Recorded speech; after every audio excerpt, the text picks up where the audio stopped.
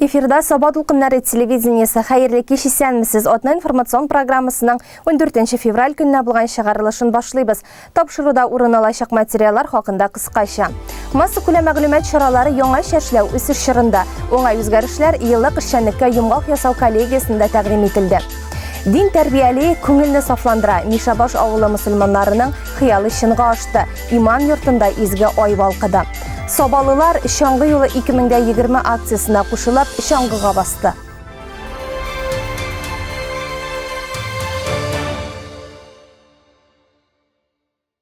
10 февраль күні Соба шәһәр жерлегендә яшәүче гражданнарның 2019 ел йомгаклары буенча җыелышы булып узды.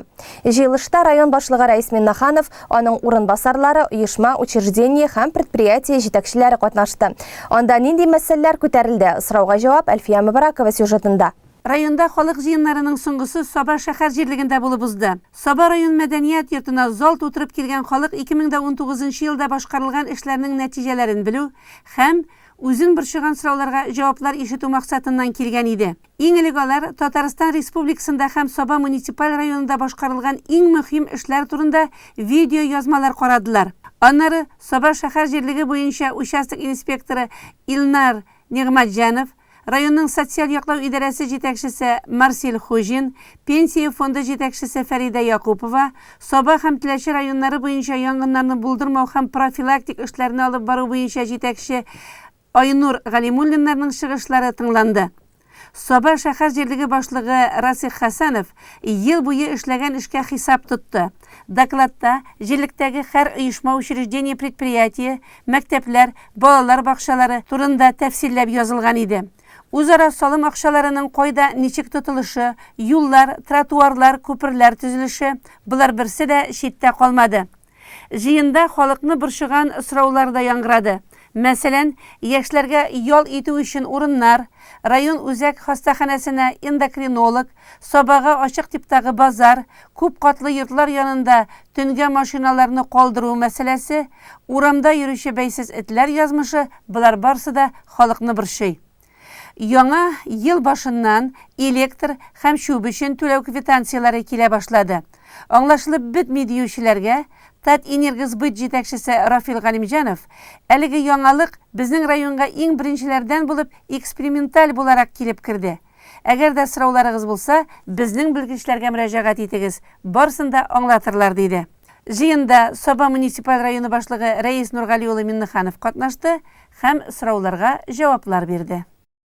Вакытлы матбугат, радио, телевидение, интернет ресурслар зур тизлек белән алга барган, үскән, яңарган заманда яшибез. Аларның һәр кайсына киң катлау кулланучы тарафыннан ихтыяҗ бар һәм булачак.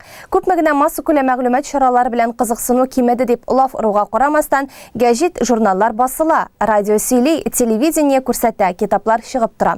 Бу алга табада шулай булсын өчен нишләргә, эшне ничек оештырырга дигән сораулар Татмедианың еллык коллегиясендә күтәрелде. Анда безнең Соба Толқыннары телевидениесе иҗат төркемендә катнашты. Райла Галявина хәбәре. Башкалабыз Казанның иң мәртәбәле объектларының берсе IT-парк бу. Татмедиа Республика матбугат һәм масса күләм коммуникациялар агентлыгының 2019 елга эш нәтиҗәләре һәм 2020 елга бурычлар турында киңәйтелгән утырышын үткәрү бирегә билгеләнгән. Анда катнашу, эш тәҗрибәбез белән уртаклашу бәхете безгә тиде быел. Менә бүгенге караулар күрсәткән сөйләшүләр күрсәтте. Бүгенге көндә телевидение халык карый, һаманда кабул итә. Шуңа төрле площадкалар булганда бар, безнең уебыз инде телевидение яшәчәк, телевидение булачак һәм киләчәктә дә үсеш турында яңа программалар, яңа соллар планы турында уйларга тиешбез. Соба телевидениесе яңа елны зур яңалыклар белән каршы алды. Коллективка эшне тагын да югары дәрәҗәдә оештыру, тапшырулар сыйфатын күтәрү, үстерү өчен уңайлыклар да, мөмкинлекләр дә тудырылып кына тора. Моңа ирешү максатында безнең техник базабыз яңарды. Өр-яңа аппаратуралар кайтты. Бүген менә шулар белән коллегиягә килдек һәм биредән Соба тамашачыларыбызга туры элемтә тудырдык. Бу аралашу үзебезнең тапшыруларыбызны трансляцияләүче Соба ТНВ каналыннан барды. Эфирда Гөлназ Гатаулина эшләде. Hürmetli televizor karşılar, sabahlı günleri televizyonisi o'zi ishini olg'a taба davom etadi. Biz bugun endi esingizga tushirib o'tamiz. Qozon shaharidan to'g'ridan-to'g'ri efirda ishlaymiz. Biz mobil studiya bilan birga mana shunday tariximizda birinchi topqir yangilikka erishdik ham biz Qozon shaharidan respublika ko'lam shoradan to'g'ri efirda translyatsiyalaymiz. Bugun bu yerda zo'r qo'noqlarda qatnashamiz. Бу улуг вакыйга сөйнешле яңалык. Без хәзер махсус җиһазлар ярдәмендә техник мөмкинлекләр тудырылган урыннардан туры элемтәгә чыгып, вакыйга урыныннан репортажлар бирә алабыз. Шушы шатлыгыбыз белән уртаклашырга чарага район башкарма комитеты җитәкчесе урынбасары Марат Кәримов та килде. Менә тәүге тапкыр Татмедиа агентлыгы үзенең беренче коллегиясын 2019 ел нәтиҗәләре һәм 2020 елга планнары буенча коллегиясын IT парк бинасында Казан шәһәрендә уздыра. Без моңа бик шат. Инде 2019 елның нәтиҗәләренә килгәндә безнең телерадиокомпанияга һәм шулай ук республика телерадиокомпанияга шактый зур ярдәмнәр күрсәтелде.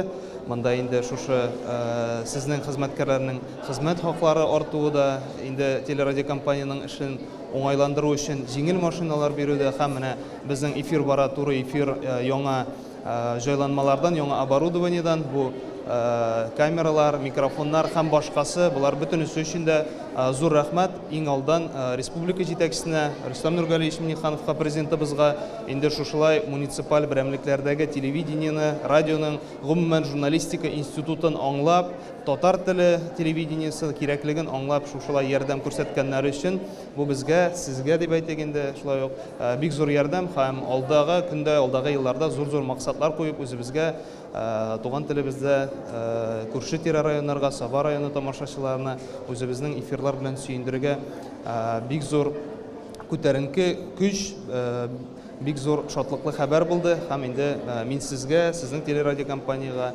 үзебезнең барлык егетләр, кызларга зур-зур уңышлар телим. Киләчәктә менә шушы 20 еллык тарихлы телерадиокомпания тагын да зур максатлар куеп, матур итеп туры эфирда да, булай да бөтен категория халкыбызны, райондашларыбызны эфир алдына җәлеп итә торган контент белән инде безне сөендерде дип уйлыйм. Уңышлар сезгә. Саба дукыннары телерадиокомпаниясе директоры Әлфия Мөбәрәкова республика җитәкчелегенә бик рәхмәтле. Безгә эшләр өчен бөтен мөмкинлекләр дә бар ди ул. Саба дулкыннары телевидениесен караучыларга Казан каласыннан ялкынды кайнар сәламнәребезне юллыйбыз.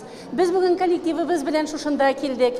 Без бүген IT паркта шушы зур утырышта турыдан-туры эфирда эшлибез. Бу әлбәттә безнең өчен зур куаныч һәм шатлык. Без бүген үзебезнең зур рәхмәтләребезне Татарстан Республикасы президенты Рөстәм Нургали улы Миңнехановка, үзебезнең районыбызның башлыгы Рәис Нургали улы Миңнехановка, Татмедиа җәмгыяте җитәкчеләренә зур рәхмәтләребезне әйтәбез. Соңгы вакытта безгә бик кыйммәтле аппаратуралар кайтты. Без хәзер махсус аппаратуралар белән, оборудованиелар белән турыдан-туры эшли алабыз. Моңа кадәр әлбәттә инде Саба дулкыннары телевидениесе Сабантуй спорт комплексыннан һәм шул ук вакытта район мәдәният йортыннан эшләгән булса, без хәзер республиканың теләсә кайсы районыннан һәм Казан шәһәреннән туры эфирда эшли алабыз. Без моның белән бик бәхетле. 20 еллык тарихыбызда бу безнең беренче тапкыр. Һәм хөрмәтле телевизор караучылар, мин бүген сезгә мөрәҗәгать итәм. Киләчәктә дә Саба дулкыннары телевидениесе белән бергә булыгыз, безнең дулкын радиосын тыңлагыз һәм әлбәттә без сезгә үзегезнең күңелегезгә хуш килерлек тапшырулар әзерләрбез. Сезнең өчен эшлибез бит, сезнең өчен тырышабыз. Һәм коллективга да мин бүген зур рәхмәт әйтәм. Чөнки менә мондый эшләрне башкарып чыгу өчен көчле, белемле, энергиялы яшьләр кирәк. Һәм Сабаларга кайнар сәлам, Сабада очрашканга кадәр. Шаян телевизион каналы турында зурлап сөйләр чак җитте. Ул елдан артык эшләү дәврендә үзенең тамашачысын тапты. Тапшырулар шелтәрен байытты. Барлык Саба районында яшәүче балаларны сәламлибез һәм әлбәттә инде Шаян ТВ каналы белән бергә хезмәттәшлек итәргә чакырабыз. Чөнки Шаян ТВ каналы ул беренче балалар өчен тәүлек әйләнәсендә эшли торган, татар телендә эшли торган телеканал һәм әлбәттә Саба районыннан бездә бик күп катнашалар балалар. Рәхмәт яусын. Сездән бик күп көтәбез тагын да безнең тапшыруларда катнашуыгызны. Бүгенге көндә Татмедиа кул астында 17 региональ телевидение һәм 13 радио эшләп килә. Татарстан Республикасы Журналистлар союзы рәисе Илшат Әминов аларның һәр кайсының эшен югары бәяли. Региональ телевидение киләчәге зур. Чөнки менә Саба телевидениесе ул Саба кешеләренә һәм киләчәк районнарга якын телевидение. Ул һәр өйгә килеп керә, ул гаиләнең бер теге там бер баласы кебек, бәлки әнисе кебек, бәлки әтисе әгъзасы кебек килеп керә, һәр семьяга һәм яшьтән алып зурайган тикле ул аның белән бергәләп үсә. Шуңа күрә кешеләргә телевидение кирәк, алар телевидениене карый һәм киләчәктә дә караячак дип уйлыйм, чөнки менә безнең сез үзегез беләсез челтәрләр үсә, кабель челтәре үсә һәм әлбәттә менә Алла бирсә әле безнең әле эфирный телеканалда булачак цифровой инде. Шуңа күрә бергәләп эшләсәк, безнең телевизор караучыларын югалтмасак, әле эшләбез күп әле. Республика һәм районнарда эшләп килүче радио, телевидение, газеталар җитәкчеләре без Сабалылар белән бүген якын килеп аралашты. Халыкка хезмәт итүдә булган яңалыкларыбыз белән уртаклашты. Саба телевидениесе белән без бик тату яшибез. Без алар белән оешкан елыбызда 2002 иде, быел юбилейга әзерләнәбез алар белән. Һәм дә инде һәр вакыт тәҗрибә алмашып йөрибез. Алар безгә киләләр, без аларга киләбез. Мин Саба телевидениесен бик яратам. Ник дигәндә алар беренчедән татар теллеләр, икенчедән алар чын татарча сөйләшәләр и бөтен прогрессив технологиялар аларда иң беренче җиратта тормышка ашырыла. Коллегаларыма нәрсә телисем килә. Кадрларыгыз яхшы булсын, аппаратуралар безнең хәзер әйбәт бит инде. Һәм сезгә иҗат уңышлары телим, һәм якынлашып килүче юбилей Саба телевидениесе оешуның 20 еллыгы белән котлыйм сезне. Котлаулама инде ул замана бара, шуңа таба атлый, цифровизация бит кирип бара. Бер яктан куркыталар менә телевидение бетә, ничектер интернетка күчә диләр. Әмма дә алай димәсен барыбер. Һәрбер өлкәнең үз аудиториясы бар, шулай бит. Интернетның, то есть Инстаграмның, менә Инстаграмда безнең мәсәлән Актанышта инде видеоларны күп карыйлар, чем мисал өчен YouTube'та. Безнең Инстаграм более развитый. Менә шуларны уйлап карасаң инде дөрес якка барабыз, дөрес яктан атлыйбыз дип уйлыйм. Татар журналистикына килгәндә мен үземнең шәхсән фикерем бар, әгәр дә татар булганда безнең аның матбугаты да булачак.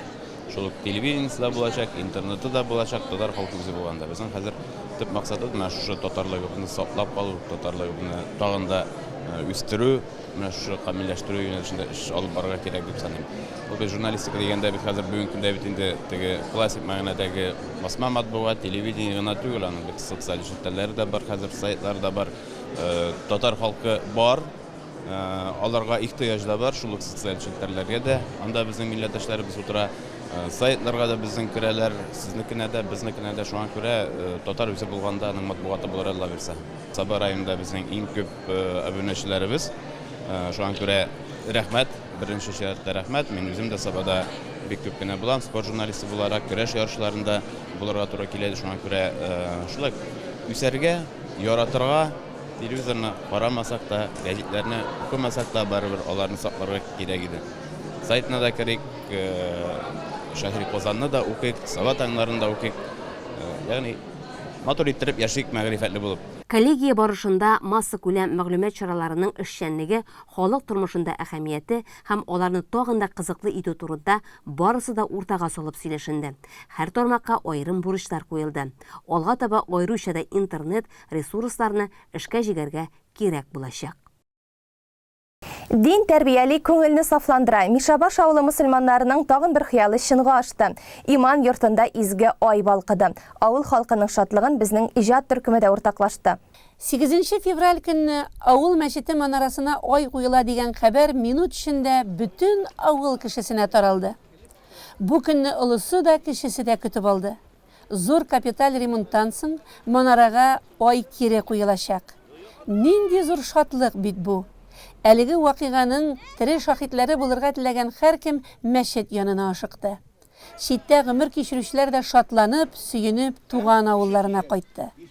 Мишабаш авылы бер кайчан да мәчетсез яшәмәгән. Авыл барлыкка килеп 30-40 хуҗалык булып яшәгәндә дә анда мәчет салдырганнар.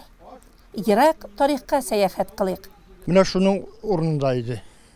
Беренче мәчет. Моны салганнар, наверное, революцияга кадәр инде ул мәчетне. Менә шул. Шуннан соң ул мәчетнең манарасы киселә, хәлиш. Манарасы киселә. Оннан соң ул мәктәп була.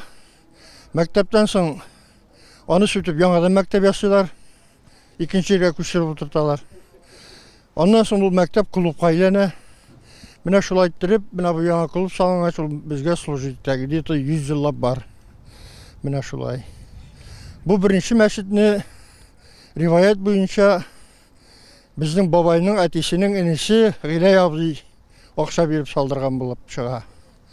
Менә шул бай булган инде, Оренбургда торган. Ул монда кайткан, Карим дигән мәчет. Ничек Оренбургга киткән ул? Оренбургга аны армияга алмакчы булганнар. 23 елга служитләргә элек. Бу күбиләп тормай чыгып качкан. Бу бабайның сөйләве буенча. Шуннан соң бабайның әтисен 9 ел служитып кайткан шуның өчен.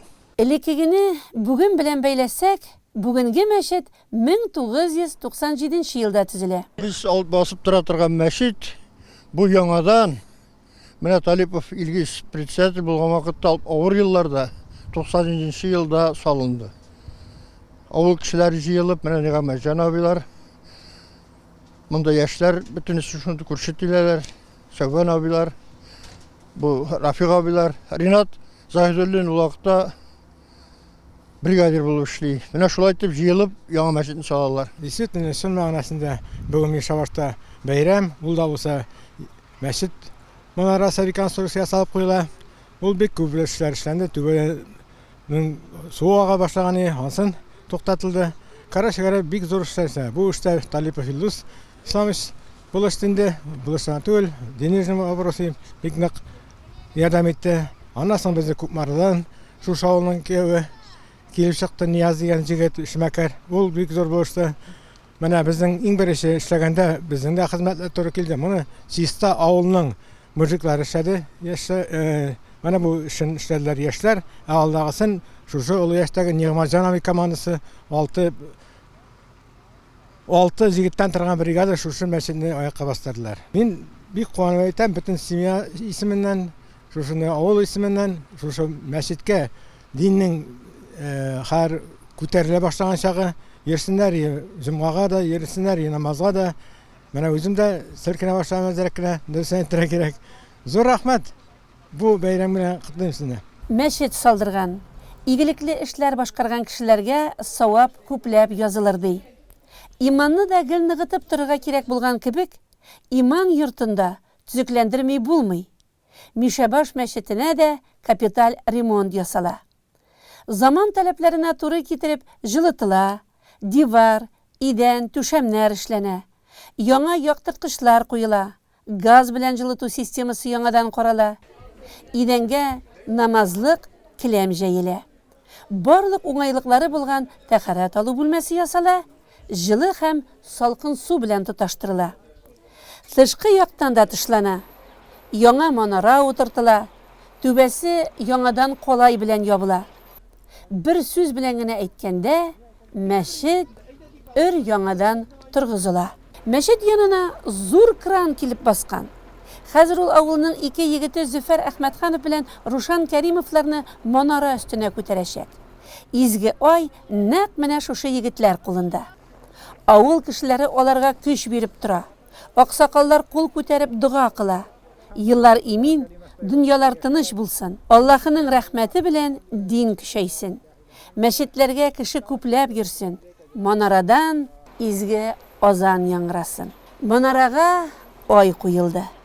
Бар халык мәчет каршында бу эшнең ничек башкарылуы турында хәтер яңартты. Ир-егетләр мәчет түбәсен япканда авылның хатын-кызлары чиратлап бәлеш пешергәннәр. Тәмле камыр ризыклары әзерләгәннәр.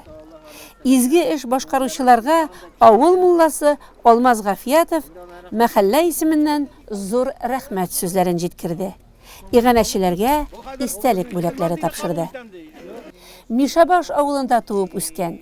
Мәчетнең бөтен язмышын үзе аша үткәрүче иганәче, хәзерге вакытта бойлар сабасында яшәүче Илдус Ислам улы Талипов сүз алып, мәчеткә авылның һәр кешесе йөрсен иде. Аның ишекләре ябык тормасын. Үткән инде бар да артта калган. Алга таба гомерләребез дин белән бәйләнсен диде ул. Аннары халык мәчет эшенә узды. Намаз уку залы, дин сабагы алу өчен җиһазланган өстәл, урындык, язу такталары, китапханәсе булган икенче зал, ризык җыю, тәһарәт алу бүлмәләре, булар барысы да мәчеткә килүчеләр өчен уңайлы итеп эшләнгән. Ир-егетләр зур залда, хатын-кызлар һәм балалар бергәләшеп икенче якта өйлә намазы укыдылар. Бу күренеш йөрәкне җылыта, җанга рәхәтлек бирә. Аллаһы Тәгаләгә сыенып, аның рәхмәтләрен алып, иманлы булып яшисе килә. Манарага ай куючы егетләрнең дә сөенеше эшләренә сыймый. Алдык без менә 6 январь көнне алдык инде. Авыл моңсуланып калды, айны алгачтан без аны куярбыз дип өметләнеп зур эшкә тотындык инде. Айны алганнан соң матурланды хәзер. Бигәеп киткән шикелле булды манаралары да. Көннең салкын булуы да, бейеклек тә куркытмады аларны. Ой, мәчет içinde атырды, мәчет içinde Загидуллин Ринатты абый әйбәтләп чистартты. Аннан соң Загидуллин Расим абый буяргап китте аны күп марада. Маликов Илдар бияларын табып, шулай итеп буяп кайттылар. Анда инде курку инде. Сиенеп, мендең инде сиенеп. Күңелле бөтен халык карап тора сиңа. Икенче инде җанга рәхәт. Мәчет айлы булды. Сезнең күңелегездә ни диләр? Ой, авылыбыз матурланып, ямданып китте. Мәчетебезнең манарасы бигәйеп киткән шикелле булды. Авылны эштән күрдек. Менә шундый шатлыклы мезгилләр кичердек бүген. Авыл мәчетенең яшәеше өчен җан атып йөрүче, иганәче, Саба мелиорациясе ПМКсы җитәкчесе Илдус Талиповка Мишабашылар мең рәхмәтле. Шушындай зур эшләр эшләнелде. Мондай ярдәм итүчеләр дә бик күп булды. Безнең авылның әнисе, бу авылның читтәге егет, менә Нияз дигән егет түбәлек калай алып бирде. Авылдашлар бик күп булыштылар. Үземнең коллективның да өлеше керде, хуҗалыкның да өлеше керде. Менә барсына да бик зур рәхмәт. Халыкка бүген шушындай үзенә намаз укыр өчен җомгаларда җыелып утырып намазлар укыр өчен уразалар тоткан вакытта кичке уразаларга килеп матур иттереп эшләргә менә бу авылыбызның бер изге дини матур йорты һәм алга табада шушылай матур булып эшләсен ие. Күңелләрдә менә бер җылы хисләр генә бик матур иттереп куелды бүген айыдаган. Авылда менә мәчеткә яшьләр килер микән, халык килер микән җомга намазларына һәм гомумән бу мәчетнең ишеге ачык торыр микән? Сез ничек уйлыйсыз? Менә мин җомгаларда булам монда, булмасам егетләр сүгәләр. Менә соңгы җомгада Аллага шөкер 20гә якын егет булган. Илдус абый син дә булсаң тагы да күбәя дип. Һәм мин җомгада булган саен сөенеп кайтып китәм. Улылар инде мин үземне дә улыга саныйм 65 яшьтән югары булгач, бер икешкенә булабыз, калганнары яшьләр. Һәм менә шушында безнең авылда эшләүчеләр, күрше авыл егетләре дә була. Алга таба мәчет биргән булса, эшли торган була. Моңа караганда дагы халык күбрәк йөреп, яшьләр, укыган егетләр күбәя. Алга табада бик матур иттереп эшләячәк һәм изгелек китерәчәк. Халык белән очрашкан вакытта сездән шундый бер матур фикер ишеттем. Мәчетнең эшен һәм тышын гына түгел, аның менә бакчасын да матурлык дидегез. Моның буенча эш башланачакмы? Менә минем үземнең дә аның буенча фикерем бар. Аннан соң республика җитәкчеләре дә бит инде әйтеп тора, районыбыз хуҗасы шул сүзне әйтеп тора. Авылның зиратын, мәчетен халык бергәләп эшләргә тиеш. Әгәр дә инде без эшли башласак, районнан да хәзер бит программалар бар, самовложение дигән программалар бар. Биргән булса, матур гына бакча һәм матур гына анда балалар уйнау өчен мәйданчыклар булыр дип өметтә яшибез без. Мәхәллә мулласы итеп Алмаз Гафиятовны моннан 22 ел авылдашлары үзеннән башка гына сайлап куйган булганнар. Аракы эчми, тәмәке тартмый, тәртипле егет дигәннәр аның турында.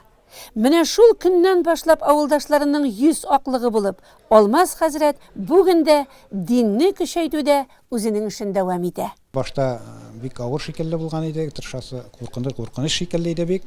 Соңыннан инде Мөхәммәдиягә барып, читтән торып укып кайткач, җиңеләеп китте. Авыл халкы дагын ул вакытта бик каты күтәрде, булдырасың аны мәйдә тырыш дип.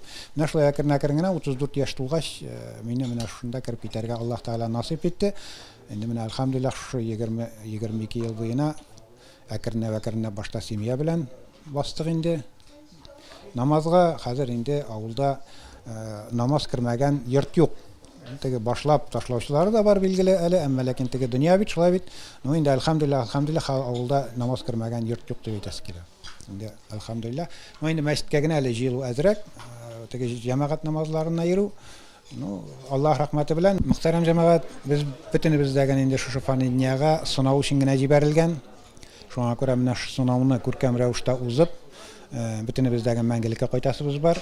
Шуңа күрә дә менә шу сынауны күңелле матур итеп узып, тегендә баргач кызганыч хәлләргә калмас өчен үзебездә булган көчне, акылыбызны җигеп, дин буенча яшәргә тырышсак иде. Чөнки аның һәр вакытта да инде аның соңы әгәр дәгән без сезнең белән Аллаһ Таала кушканча яшәсәк, ахыры һәр вакытта җәннәт белән тәмам булачак. Аллаһ Таала рәхмәте белән җәннәтләренә кергәч тәген күркәм рәвештә очрашырга Аллаһ Таала насыйп итәчәк. Әгәр дәгән инде һамандагы бу дөньяда нәфис артыннан гына куып яшәсәк, анда инде җавап бирүләр бик авыр булачак. Шуңа күрә менә шу җавап бирүләрне истә тотып, Аллаһ Таалага таба борылып, күркәм рәвештә яшәүләребезне Аллаһ Таала насыйп кылсын. Һәм дәгән инде һәр вакытта да көн сайын бер генә мәртәбә булса да тезләнеп Аллаһ Таала каршына тезләнеп дуа кылу кирәк. Бүгенге көндә сезнең белән безне шу җир йөзенә китереп китәргә сәбәпче булган әти-әниләребез вафат шулай бит мәңгелекдә безне көтеп яталар. Аларның да рухлары шат булсын. Һәм дәгән инде үзебездәген шушылай итеп дуа кылабыз икән, Алла бирсә иншалла, инде безнең балаларыбыз безнең өчен дуа кылырлар. Һәм дәгән инде безнең дәгән ахыр урыннарыбыз җәннәттә булыр. Шуңа күрә омтылырга, укырга, гыйлем алырга Пәйгамбәрбез Мөхәммәд Мустафа саллаллаһу алейхи ва саллям әйткән, бишектән алып ләхеткә кадәр гыйлем ал дигән. Гыйлем алырга һәм шуның нәтиҗәсендә Аллаһ Таала җәннәтләрендә чырасын насыйп кылсын һәммә барчаларыбызга. Мәчет манарасыннан намазга чакырып 5 вакыт азан яңгырый. Ул авыл өстенә, урманнарга, кырларга тарала. Дин юлында барыбыз да бергә булсак иде.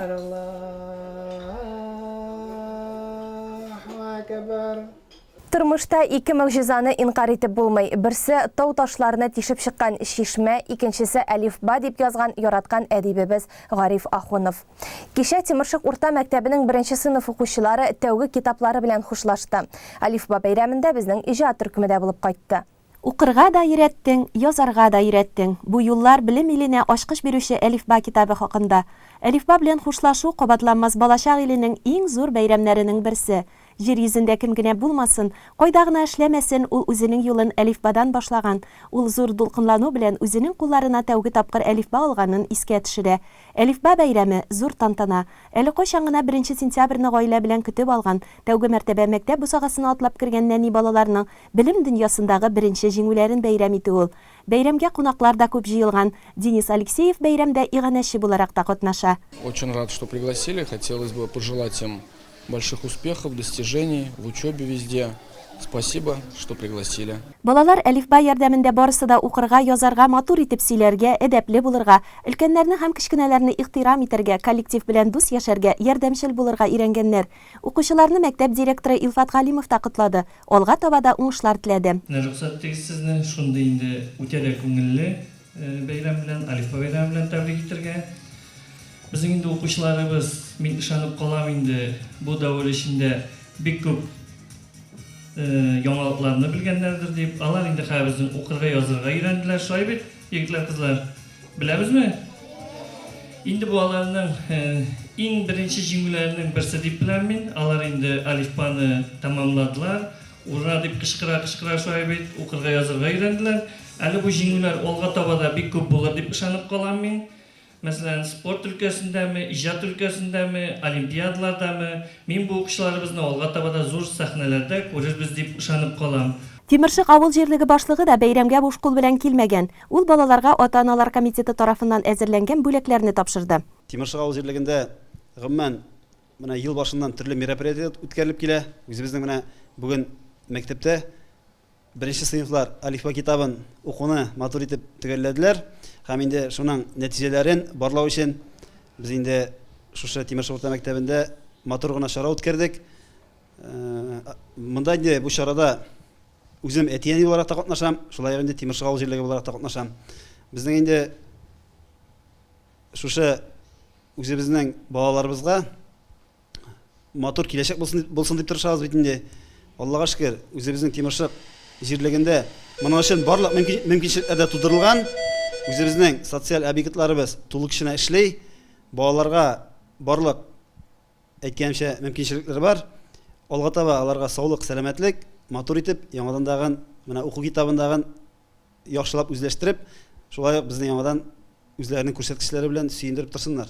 Балалар бәйрәм барышында үзләрен укырга, язарга өйрәткән әлифбага да, газиз туган телебезгә дә мәдхия җырлады. Мәктәп бусагасын атлап кергәч тә туган телебез хазинәсен шушы китап ярдәмендә өйрәнүләрен аңлатты. Бәйрәм азагында участок инспекторы Марат Ватин һәм балык булмаганнар эшләре буенча өлкән инспектор Алина Романова сабыйларга юл йөрү кагыйдәләрен үтәүнең мөһимлеген искәртеп, бүләкләр тапшырдылар. 10 февраль көнне 2 райондашыбыз Шәмәрдәндә яшәүче Гөлбану Филиппова һәм Өйет авылында яшәүче Фәйрүзә Файзрахманова 90 яшьлек юбилейын билгеләп үтте. Икесе дә һәр яңа туган көнгә сөенеп, күпләр өчен үрнәк булып гомер итә. Юбилерлар белән хәбәрчебез Гөлшат Галиякбарова аралашып кайтты. Шәмәрдән авылында гомер итүче Гөлбану апа Филиппованың 90 яшьлек юбилее көтеп алынган улы бәйрәм булды. Балалары, туганнары, күршеләре җыелган бәйрәм бик тә җылы хатирәләргә бай иде. Гөлбану апа тумышы белән Күкмара районының Киндеркүл авылыннан. 1947 елда хезмәт юлын башлый. 40 ел хезмәт стажы белән лаеклы ялга чыга. 1952 елда гаилә коралар. Николай абый белән бергәләшеп 2 кыз, 1 ул тәрбияләп үстерәләр. Һәм озын гомерле булуының сырын да ул Николаем әйбәт булганга күрә шулай яши алдым дип бәяли. Николаем бик әйбәт булды. Бүтән сүзем юк. Иптәшем. Пешелават җегете, шуның белән шунда Шәмәрдәндә эшләгәндә очраштык. Ул Шәмәрдәндә Мирҗәйбәзедә бухгалтер булып эшләйдер. Шуннан аңар тормышка чыктым. Шуннан бирле рәхәт торам. Аллага шөкер, балаларымны да бик тәрбияле үстердек. Гөлбану апаны улы юбилее белән Саба районының халыкны социаль яклау идарәсе җитәкчесе Марсель Хужин, Шәмәрдән авыл җирлеге башлыгы Айдар Гәрәев тәбрикләде. Юбилярны котларга килүчеләр арасында туганнары, Казан шәһәрендә Татарстан халыклары ассамблеясының башкарма комитеты җитәкчесе булып эшләүче Николай Владимиров та бар иде. Минем Ходай каршысында, Гөлбану каршысында бурычым бар. Моннан менә бер санап китсәң, 66 ел, ул булай инде бер 55 еллар элек. Гөлбану апа мине Шура авылыннан документларымны алып китеп, Шәмәрдәннең урта мәктәбенә урнаштырды. Әле ул вакытта Күкмара районыннан Саба районына килеп уку, бер районнан бер районга килеп уку ничектер каралмагандай. Ул сөйләшеп, ул мине урнаштырды. И үзенең өенә, бәләкәй генә үй аларның ул вакытта өенә алып кайтып, значит, 1 ел шунда тотты. 1 ел буе. Аннан соң мин 2нче елны 10нчы класста укганда, минем мәрхүм әниемнең 2нче апасы монда яшидер инде, аларга барып тордым. Минем әйтәсем килә, Гөлбану апа мине менә шу улы тормыш юлына аяк бастыручы кеше. Күршеләре дә Гөлбану апаны бик яраталар икән. Аны бик җылы итеп котладылар. Гомер буе аралашып яшәдек. Бакча эшләрен гел аның белән киңәшләшеп эшлибез ди алар. Кешенең помидорлары чәчәк атканда, аныкылар инде кызарып утыра икән. Быел бакчада эшли аларына ышандырмаса да, Гөлбану апа язны көтә. Гомер буе аш-суга оста булган юбиляр туган көнгә килүчеләрне дә үзе пешергән тәм-томнар белән сыйлап шаккатырды. Бүгенге көндә Гөлбану апа улы Валерий Николаевич һәм аның гаиләсе белән бергә яши. Валерий Николаевич улы яшькә җиткәч тә әнийле булуыбыз белән без бик бәхетле. Әни бүтән барлыгы белән безгә гомер буе үрнәк булды. Аңа сокланабыз, аны яратабыз ди. Гөлбану апа балаларыннан игелек күреп, онык-оныкчыкларының уңышларына сөенеп яши. Өйет авылының абруйлы абыстайы Фәйрүзә апа Файзрахманова үзен 90 яшьлек улы юбилей белән тәбрикләргә килүчеләрне бик сөенеп каршы алды. Саба районының халыкны социаль яклау идарәсе җитәкчесе Марсель Хужин, Шыңар авыл җирлеге башлыгы Алмаз Гарипов Фәйрүзә апага изге теләкләрен җиткереп, бүләкләр тапшырдылар. Ул үзе тумышы белән Сатыш авылыннан. Укырга бик нык теләсә дә, 7 класс белем белән калырга мәҗбүр була. Бик тә кирәкле дини гыйлемне гомер буе өйрәнә. Бүгенге көндә авылдашлары өчен ул абруйлы, хөрмәтле абыстай. Яшьтән нәтиҗәннән дә ергәшеннән Алланың бергәненә шөкер, бөтенесендә күрә килдем, аннары укырга бик дәртем булды. Мин 50 яшымнан йөри башладым, абыстайлар белән. 50 яшымнан. 50 ел инде минем хәзер. yürüy başlaganıma okup. Meyitler joğanıma da köpten indi. Neye hazır 40 yıl var indi meyitler joğanıma da. Gül Kur'anlarını da özüm okuyayım. Juup uzatan bütünüsünde. İrlerini de gün juvarga gül özüm buluştum. Eybetlep kafenlerini tigip, urunlarına jayıp salıp, İrler juup salgaç bir kat üstteki kiyimlerini ilerini kopladılar da, kafenlerin kolganın özüm türüp özüm uzattım ömür boyu. 1955 yılda Feyruza apa Uyut avulu yigiti Muhammed Nur bilen gaile kuralar. 6 bala üstüreler. Kızanış Muhammed Nur abinin vafatına da 32 yıl vakit uzgan. 3 balaları da indi vafatlar. Gümrün bitmese yaşaysın iken ol. Hemmesine dağaşı bulup kaldım dey Feyruza apa. Büyük ağırlık bile geçirdik. 6 bala getirdim, 3'isi öldü. 3 balamını da attım. 4 malayım da armiya hizmetinde hizmet etip koydular. Hizmet etip koyduğaç 2 malayım bir senekine 24 yıl ölgenine 94'te öldü. Bir senekine 10 yıl kadar ölgenine. Olu yaştaki malayla balalarımı da uzattım. Kişi yaştara kızımı da uzattım. Mine olu malayım kadar ilsot bile orta biyata birinci grup bin valid. Balalar hasretinde köp gördüm. 62 yılını jandık. Jır yalangış kaldık bir nersesiz görmeyişi. Utlarda da yandım, sularga daktım, yine tögeregim. 2 rat maşinasında kaldım. Xuday canına alası bulmagaş ölmeysin iken. Feyruza apa bugünkü günde Ulu Gali Nur terbiyesinde yaşay. Her yana tuğan günge siyinip, namazların kaldırmışa, her kimge izgi duada ol. Balalarının, ınıklarının koygurtuğu, avuldaşlarının hürmet, ihtiramı da ana yaşav kişi biri. Юбилерлар белән таныштырыбызны дәвам итәбез. Лесхоз бистәсендә яшәүче Шәмсі Камал Абизакирова да 11 февральдә үзенә котлаулар кабул итте. Аңа 95 яшь тулды. Гөлназ Гатауллина сюжетына күз салыйк. Авырлыкларын да күп күрдем, рәхәт тормышымда озын булды, Аллага шөкер дип сөенеп яшәгән көне бүген Шәмсі Камал әбинең. Үзен котларга килүче җитәкчеләрне дә ул якты йөз, яхшы кәеф, җыр сүзе белән каршы алды. Матур теләкләрен, зур бүләкләрен дә яратып кабул итте. Еллар егәрлеген алса да хәтерен, сөйкемлелеген һәм хәрәкәтчәнлеген җуймаган юбиляр. Яшьтән үз башыннан кичкәннәрен җепкә тезгән кебек хәтерендә яңартты ул. Юл төзү планы бар, юл эшенә җибәрделәр безне. Avuldan İsa'nın bir kişi 22 iyyunda brigadirlarımız, masterlarımız yığılışıp söyleştiler başta. Başkana bizge bir nerse sezdirmişi. Sonundan indi radyoda çıkardı. Allah da etti. Soğuş başlanan 22 iyun. Soğuş başlanan onda iş toxtaldı. Qaytarıb jiberdiler bitirimizni. Kolxozdan indi iş var, şuna işleybiz. Kış günü orman kisere jiberdiler. Apası da kalmadı, akubu da kalmadı, ormanı da kalmadı. Bütün işke yırdık indi. Şu bala çağı da kortqıda bitindi. Мишабаш авылы кызы окоп казу урман кесү эшеннән дә калмый. Колхозда хисапчы булып эшләүчене сугышка алып киткәннән соң, аны счетовод итеп тә куялар. Бухгалтерлар курсын тәмамлый, район үзәгендә, аннан соң Саба урман хуҗалыгында барлыгы 41 ел хезмәт стажы белән баш бухгалтер эшен башкара. Зур хөрмәт һәм бүләкләргә ия була. Безнең коллективта инде ул главный бухгалтер булып эшләгән кеше, мондый бухгалтер булып 33 ел дәвамында шу Саба ресурсында бухгалтериядә эшләп, үзенең лаеклы пенсиягә чыгып, аннан соң үзенең кызын Кадрияны калдырды. Кадрия да менә аннан соң пенсиягә чыгып инде. Бүген лаеклы көндә Кадрияның кызы инде менә безнең Гөлгенә Диндрасатта директор булып эшли бүген көнгә. Булар инде менә чын орманчы семьялары үзебезнең менә лесхозның һәм районыбызның, республикабызның икътисади шартларын арттыру өчен өстендә армый талмый эшләгән кешеләр. Шулай ук менә инде Шәмсі Камал апаның тормыш иптәше Шамгун абый даган Лисабызда эшлидер. Шушы матур көнендә яңадан яңа озын гомер, саулык, сәламәтлек, тагын да менә шулай иттереп балаларын үзе шатлыкта яшәргә язсын. Тормыш иптәше Шамгун абый белән алар 65 ел матур гомер кичерәләр. Әмма гомер иткән ире 90 яшендә вафат булган.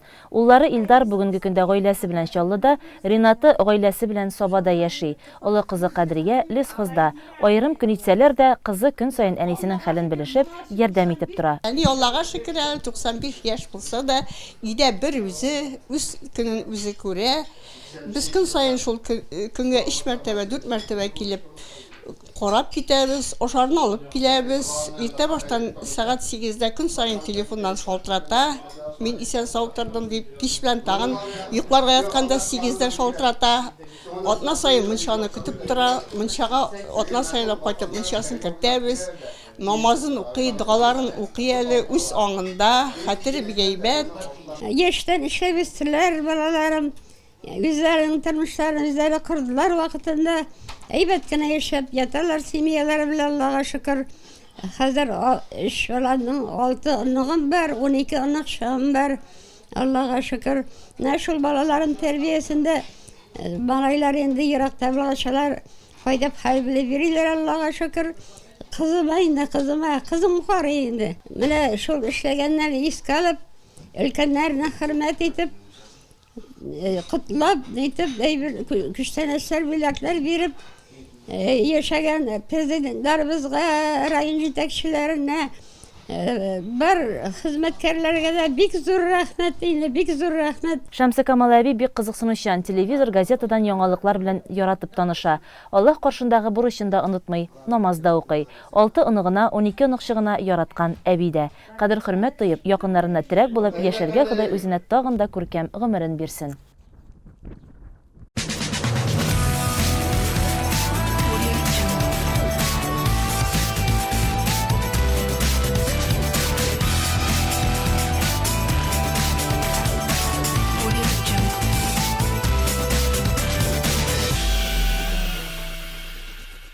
Атна информацион программасын спорт яңалыкларына күзәтү ясап дәвам итәбез. 8 февраль көнне Ямле Соба яр буенда Россия чаңгы юлы 2020 бөтен Россия масса күләм чаңгы ярышлары һәм Татарстан чаңгы юлы 2020 республика масса күләм чаңгы ярышлары узды.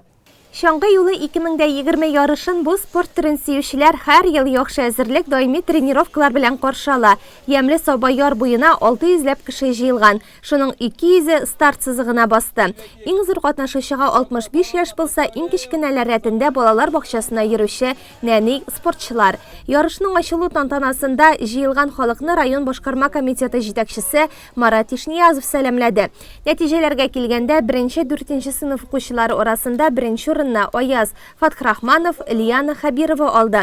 5-8 сыйныфлар арасында Ойзат Фатхрахманов һәм Сабина Хабирова җиңде. 9-11 сыйныф укучылары арасында Илзат Габдрахманов һәм Алиса Мубаракова беренче килде. 18-35 яшьлек хатын-кызлар арасында Илүзә Султанова җиңде. Юратлардан бу яшь категориясында Рамил Хуҗин беренче.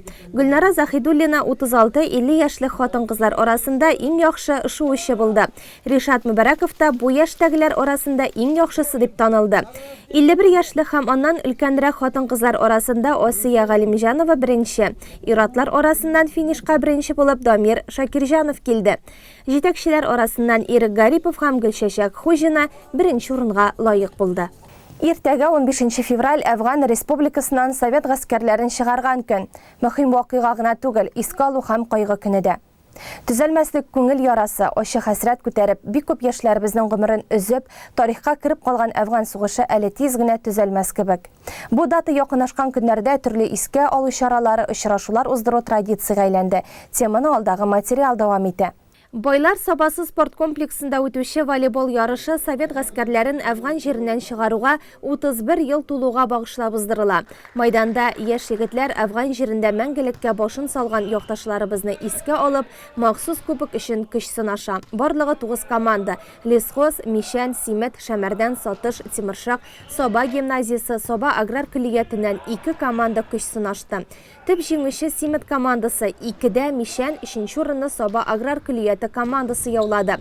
Турнирда иң яхшы уенчылар да ачыкланды. Мишән командасыннан Данияр Мифтахов, аграр көллияттән Илмир Зайнетдинов, Симет командасыннан Илхам Шакиров иң яхшы волейболчы дип танылды. Призлы урын алучыларга мактау грамотасы акчалата приз тапшырылды. Беренче урынга чыккан Симет командасына районыбызның Әфганчылар берлеге рәисе Илшат Әхмәтшин махсус кубок тапшырды. Хөрмәтле телевизор караучылар, атна информацион программасы шуның белән тамам. Кыска вакытлы реклама чыгарылышыннан соң сезнең тәбрикләү хатларына төзелгән җырлы бүләк тапшыруын башларбыз.